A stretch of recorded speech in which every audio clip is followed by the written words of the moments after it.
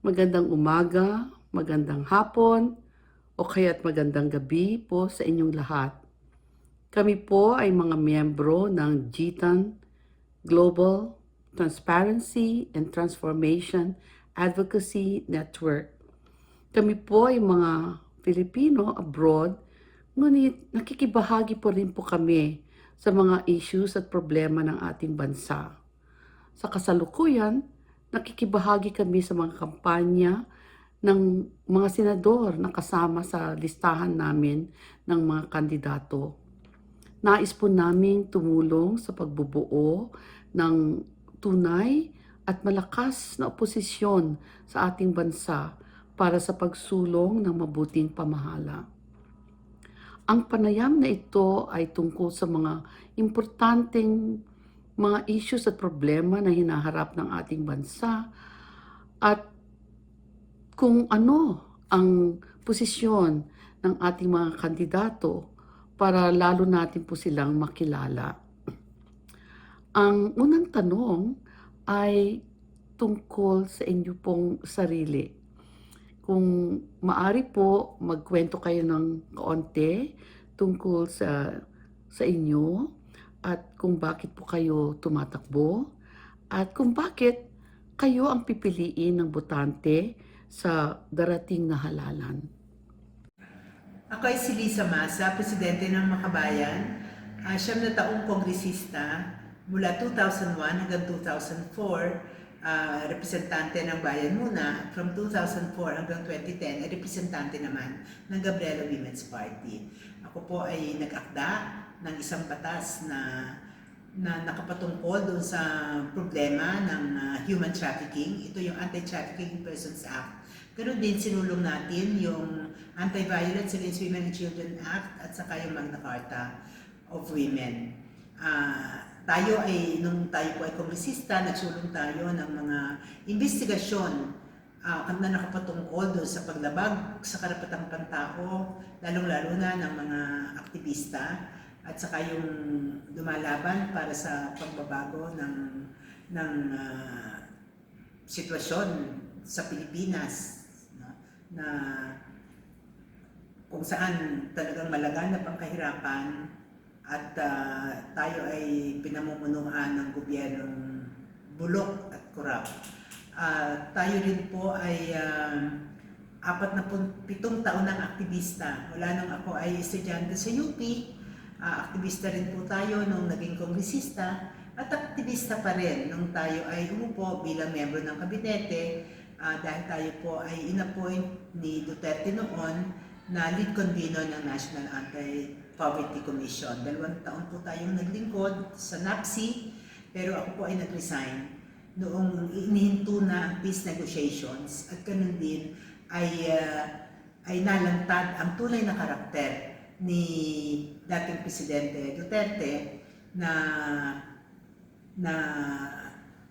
malinaw na pinabalik niya yung mga kurap at saka yung mga pasista tulad ni Joseph Estrada at saka ni GMA at siya mismo nalantad na walang pinag-iba doon sa mga nangulo katulad ni ERAP at saka ni GMA na punong-puno ng korupsyon, yung crony system, yung pagpapakatuta sa dayuhan, yung pasismo. Kaya tayo po ay nag-resign noong 2018 at pinalakas natin ang pagkilos sa kalsada. Ako rin po ay naging General Secretary ng International League of People's Struggles at naging Chair Emerita ng International Women's Alliance. Tayo po ang pinakamatagal na nanungkulan na Secretary General ng Gabriela Coalition. At patuloy po ang ating advokasya para sa mga kababaihan, para sa mga OFW, para sa makabayang pamamahala at tayo rin po ay nakaranas na ng matinding mga panggigipit. Pero patuloy po tayong kumikilos at lahat po ng akusasyon, lahat ng kaso na pinail sa atin pamula pa noong 2001 na tayo inanungkulan bilang representante ay lahat po yan ay naipasura. At kahit yung mga warrant of arrest na inisyu nila, lahat po yan ay na-quash, na-dismiss ang mga kaso. Pero alam ko na patuloy po rin po ang pagkikipit. Pero patuloy po tayong lalaban sapagkat nasa atin po ang katarungan, nasa atin ang katotohanan, nasa atin po ang pagmamahal sa bayan. Ang ikalawang tanong po ay tungkol sa inyong legislative agenda. Kung kayo po ay mahalal, ano ang mga batas na inyong ipaglalaban? Ang legislative agenda ko ay nakabatay doon sa plataforma ng Makabayan. Dahil ako ay isa sa 11 tumatakbo na senatoriables ng Makabayan.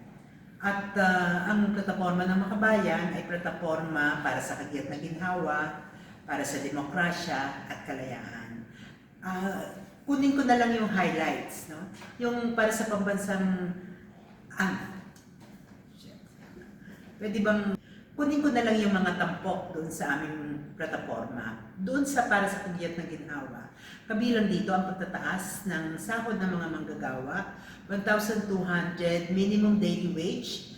At dahil sa ang sahod talaga natin ngayon nakakamatay, hindi nakakabuhay. Kailangan across the board, pare-pareho, pantay-pantay at buwagin ang wage board.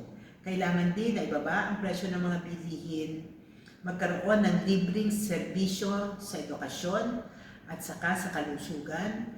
Kailangan ng mass at saka accessible housing at syempre mababang upa, abot kamay para sa mga maralita.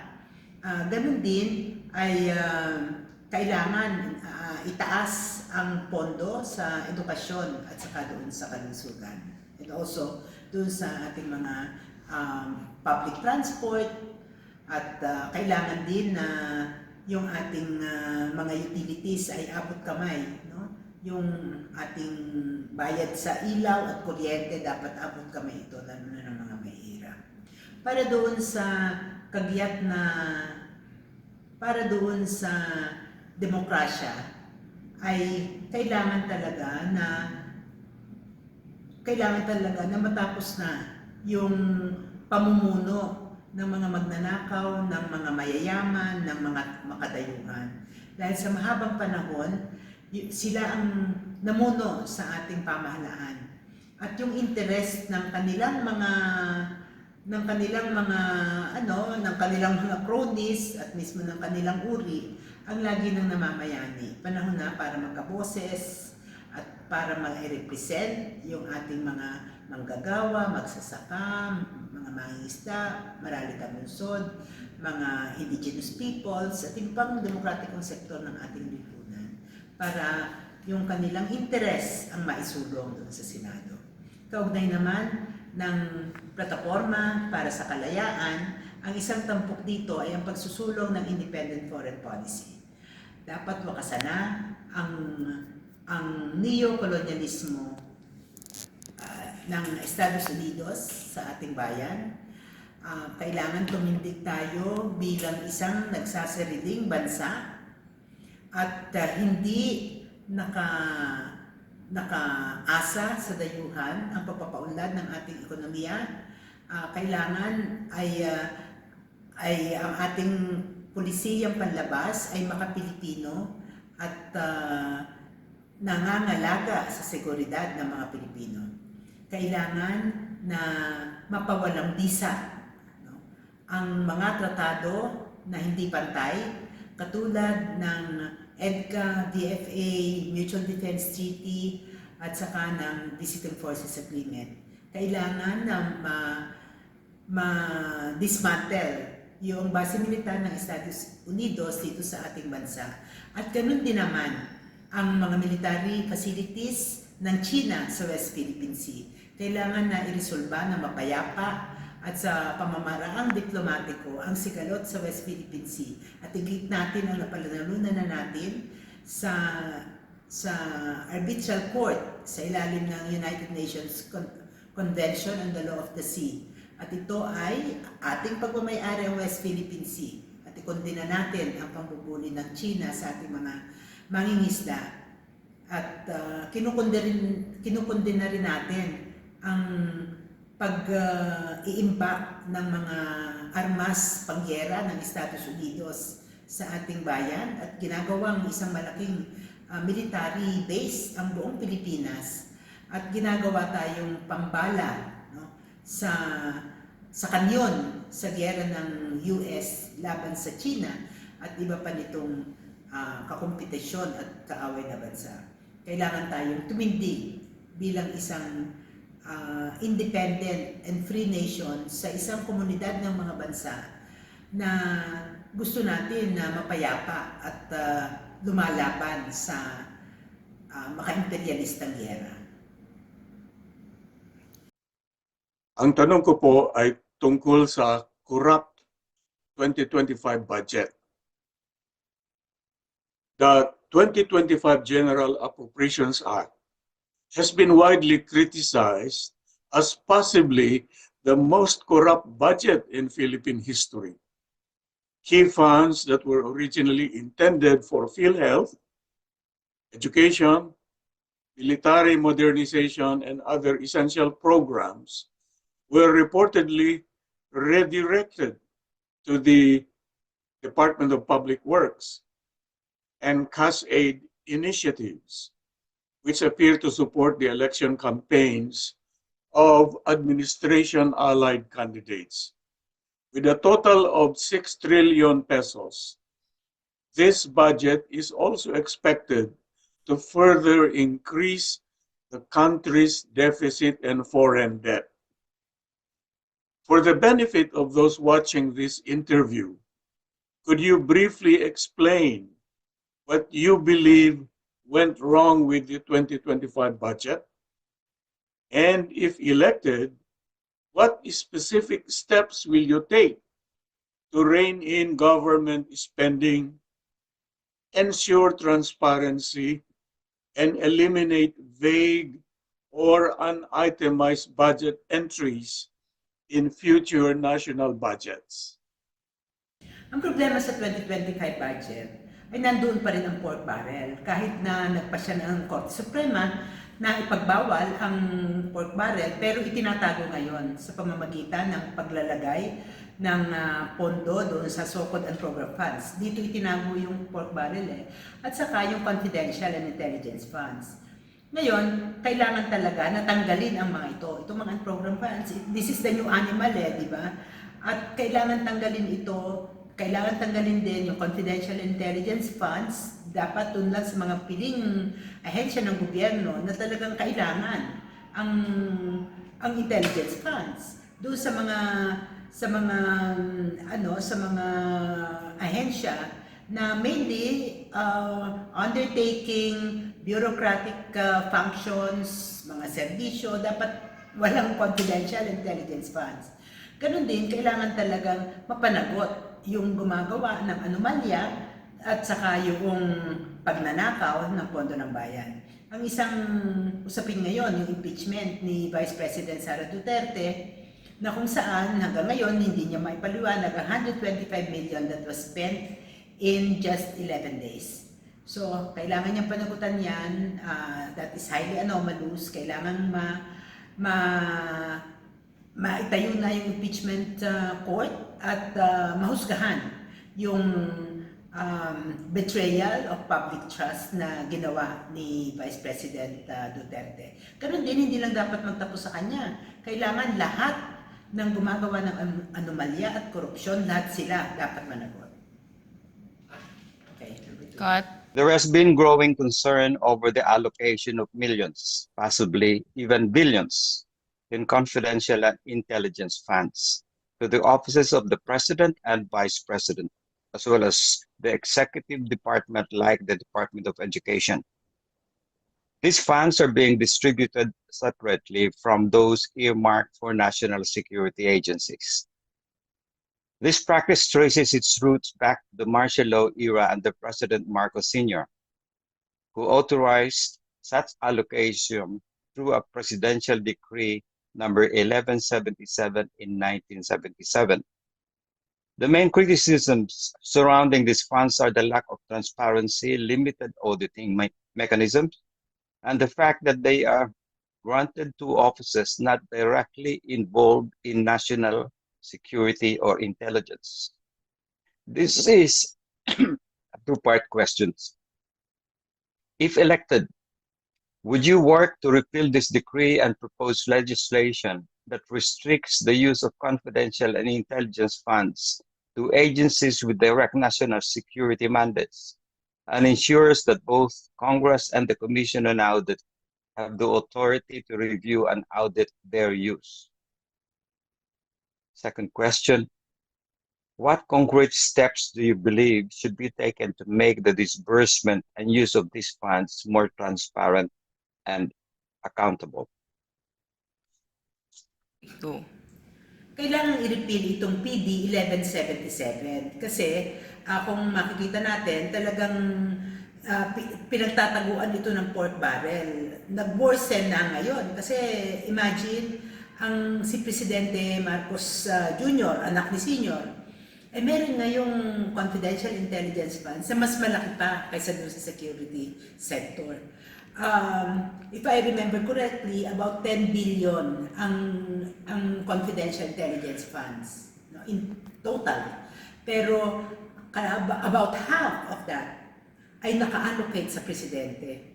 Kaya magtataka ka, bakit mas malaki pa actually yung confidential intelligence fund ng presidente kaysa dun sa security sector. Well, alam na natin yan. No?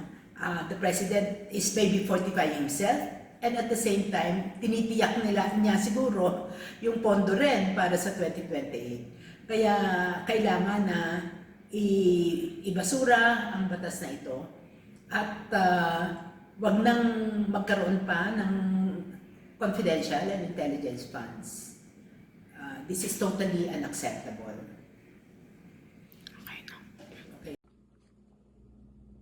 This is a question regarding the statement of assets, liabilities, and network, SALN.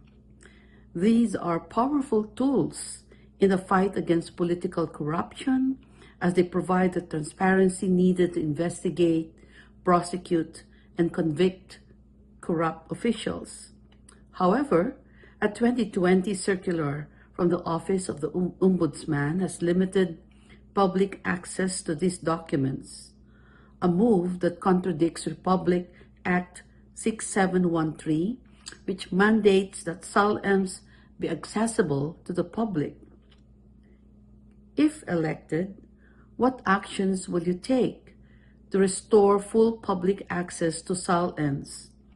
And what legislation would you propose to ensure that all public officials not only submit their SALNs as required, but do so in full compliance with transparency and accountability standards?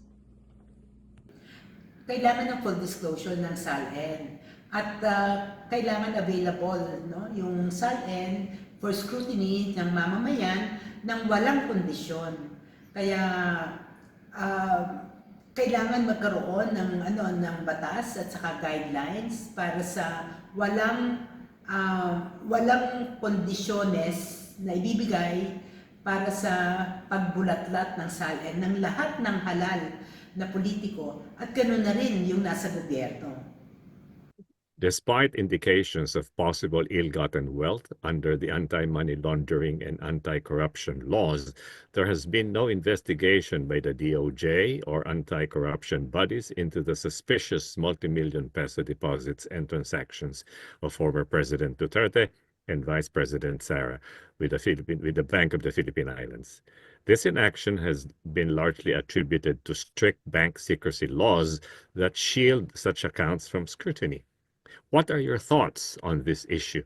Do you believe Congress should take action to strengthen the authority of law enforcement and even Congress itself to examine bank accounts in cases involving unexplained wealth, even without requiring a waiver from the account holder? Kailangan i-exempt ang mga government officials natin sa bank secrecy law. Kailangan maging bukas ang kanilang ang kanilang yaman, ang impormasyon tungkol sa kanilang yaman. Kasi makikita talaga natin dito kung yung bang kanilang mga assets, yung kanilang bang mga properties ay na-acquire when they started to hold positions in government. No? So makikita natin yan doon sa history ng kanilang mga deposito sa bangko. Ang tanong ay tungkol sa cyber libel law. In many countries, libel has been decriminalized, with civil lawsuits for monetary damages considered an adequate remedy. However, in the Philippines, the anti-cyber law has been used to intimidate critics of the government and to suppress free speech. If elected, will you include in your legislative agenda a move to repeal the anti-cyber law? Or, at the very least, would you support legislation that prohibits government agencies and officials from filing cyber libel cases against private citizens? Kailangan i-repeal yung cyber libel law kasi nagagamit ito doon sa mga kritiko at saka doon sa mga mahihirap. Kaya mas napoproteksyonan nila yung mga nakaupo at nagagamit naman ng mga nakaupo para patahimikin yung kanilang mga kritiko. Reports indicate that former President Duterte borrowed approximately 672 billion pesos from China to fund his Build program. This wave of foreign borrowing proceeded with little oversight or resistance from Congress, despite the Constitution granting the Congress the sole authority over such appropriations. These loans were undertaken without requiring congressional approval. If elected, would you push for legislation that restricts the president's power to secure foreign loans, including a requirement that all such borrowings initiated by the office of the president be subject to congressional approval? Kailangan talagang i-regulate ang pangungutang ng Pangulo dahil sa ito isang malaking source ng corruption. If you remember correctly, yung ating kasaysayan, panahon ni Marcos Sr., talagang nangutang ng napakalaki. Isa dyan, yung Bataan Nuclear Power Plant, na kung saan talagang binayaran yan ng maraming henerasyon. At napunta lamang ang pera, malaking pondo ito, na napunta kay Marcos at saka doon sa kanyang mga cronies. Alam niyo, ang isa pang nangungutang ngayon ay yung mga LGUs. Kailangan din na i-regulate yan. Actually, kailangan ipagbawal yung pangungutang din ng mga LGUs. At nagiging source din yan ng corruption, doon sa baba naman. At ang isa pa ay yung automatic appropriation. So, pati yung automatic appropriation, kasi every year talagang naglalaan ng persentahe para doon sa pagbabayad ng utang. Kailangan din ito na baguhin, no? Dahil sa yung ating pondo ay malaking porsyento nito ay napapapunta lang sa pagbabayad ng utang, sa hindi na mapunta doon sa serbisyo para sa ating mga mahihirap. The Philippine Constitution prohibits political dynasties, but the provision is not self-executing and requires an enabling law to be enforced. Do you support the passage of such a law? If elected, what steps will you make to ensure the constitutional ban on political dynasties is meaningfully implemented? Sinusuportahan ko yung batas para ipagbawal ang political dynasty.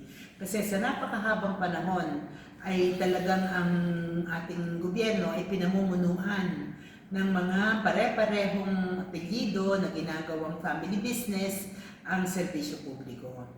Kaya pero I think ang requirement dito kailangan ng meron talagang mass movement na magsusulong ng pagpapasa ng batas na ito Dahil sa alam naman natin yung mga nakaupo, mga political dynasties yan, ang mayorya. Kaya kailangan ng aksyon sa labas, pagkilos ng mamamayan para talaga mapaalis na, matanggal na, mapabagsak na itong mga pamilya na to. Retired General Eliseo Rio Jr., former Department of Information, Communication and Technology Secretary, uncovered several serious anomalies in connection with the May 9, 2022 national and local elections, raising concerns that the results may have been manipulated. One of the most alarming findings was the use of a secret and unauthorized private network through which a single computer with a private IP address transmitted over 20 million votes during the early hours of counting.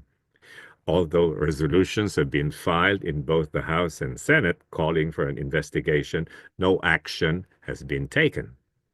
If elected, will you push for a formal Senate inquiry into these reported irregularities?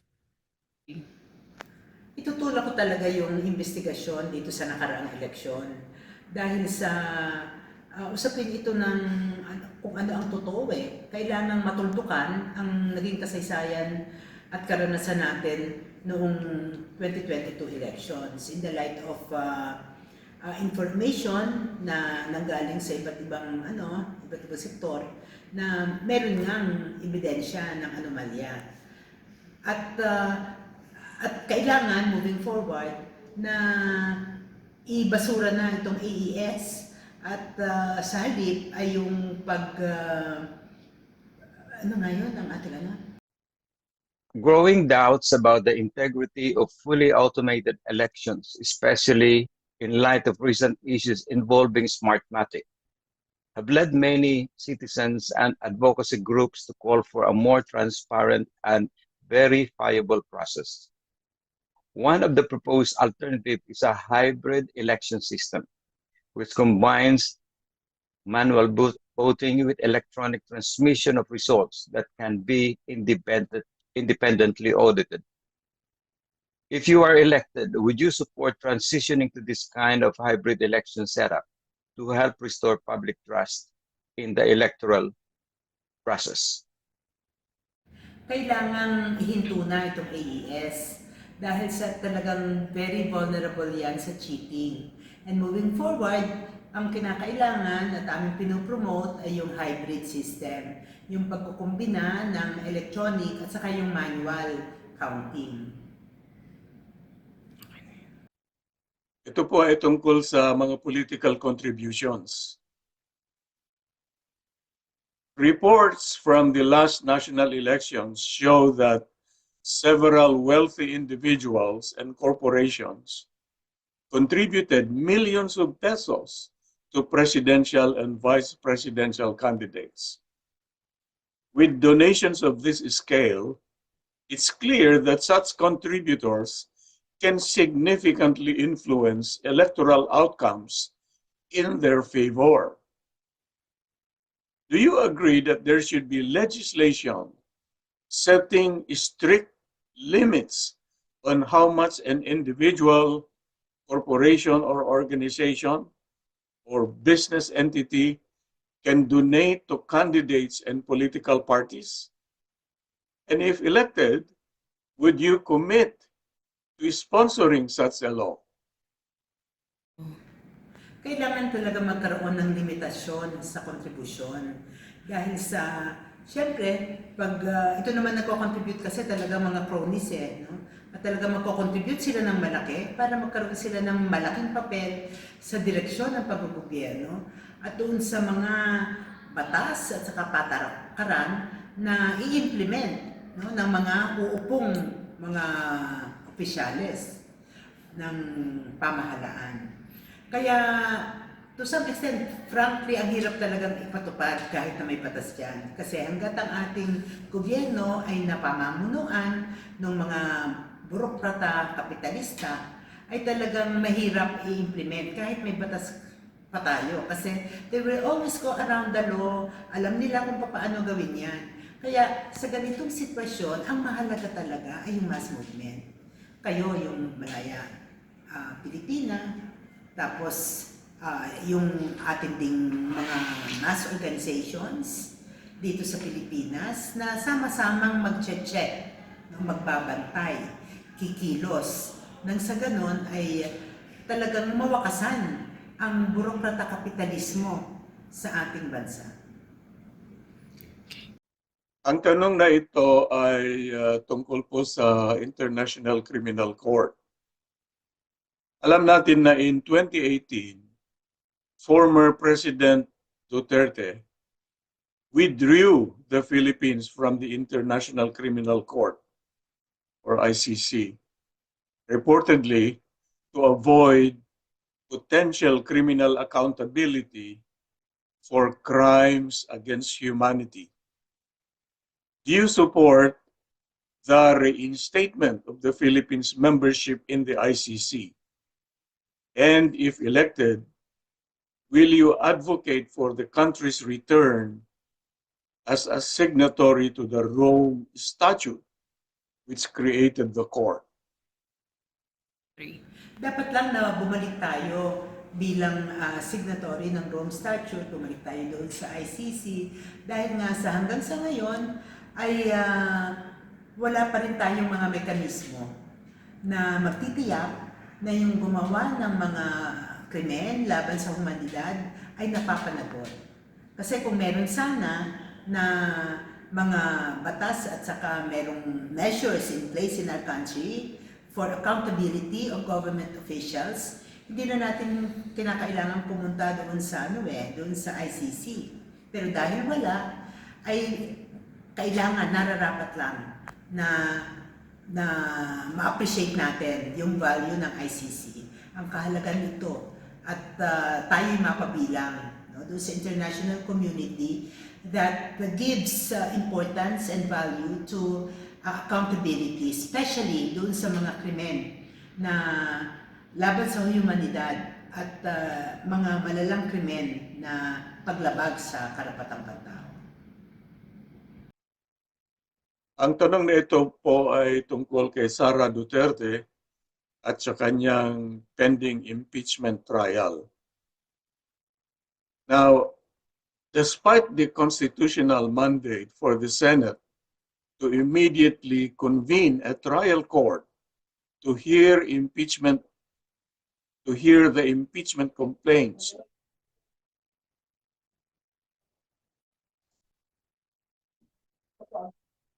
Question number 12. Ang tanong na ito po ay tungkol kay Sara Duterte at sa kanyang impeachment trial. Despite the constitutional mandate for the Senate to immediately convene a trial court to hear the impeachment complaints against Vice President Sara Duterte, the Senate, under Chis Escudero's leadership, has yet to do so. What is your interpretation of this constitutional requirement? Do you support Congress convening without delay, even during the scheduled recess, to move forward with the impeachment trial against Sara Duterte?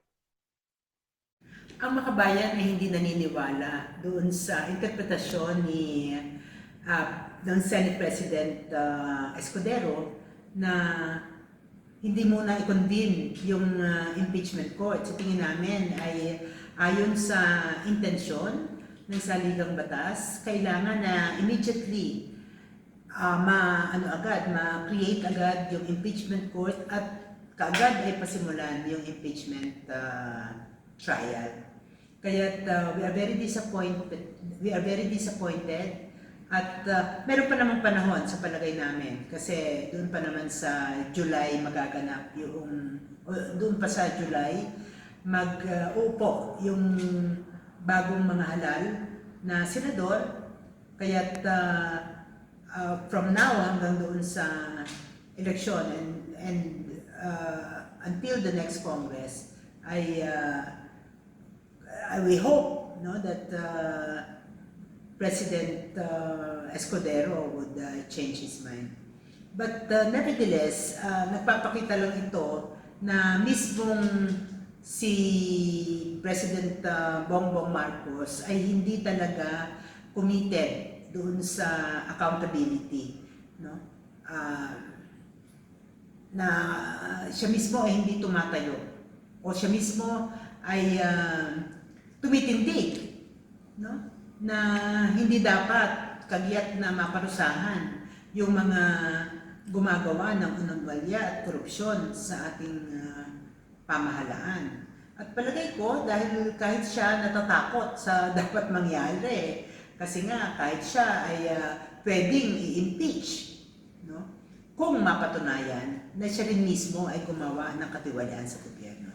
Kaya yung attitude ng presidente ngayon, tingin ko isalba rin ang sarili, no? And why am I saying this? Bakit dumudulo ako kay Marcos Jr.? Kasi alam naman natin kung sino yung Senate President and even yung sa Congress ay considering that they were kumbaga manok ng presidente, syempre gagawin nila kung anong kagustuhan ng presidente. Kaya ang nangyari ngayon doon sa impeachment complaints ay refleksyon kung ano ang pagtingin at attitude ni Marcos Jr. kaugnay ng pananagot. At ito ay hindi siya nagsusulong ng accountability ng government officials. That is very clear. Salamat po. Sana kayo po ay manalo. Kayo ay kailangan ng bansa. Ang panalo ninyo ay panalo ng sambayanang Pilipino. Para sa Diyos at para sa bayan. Maraming salamat.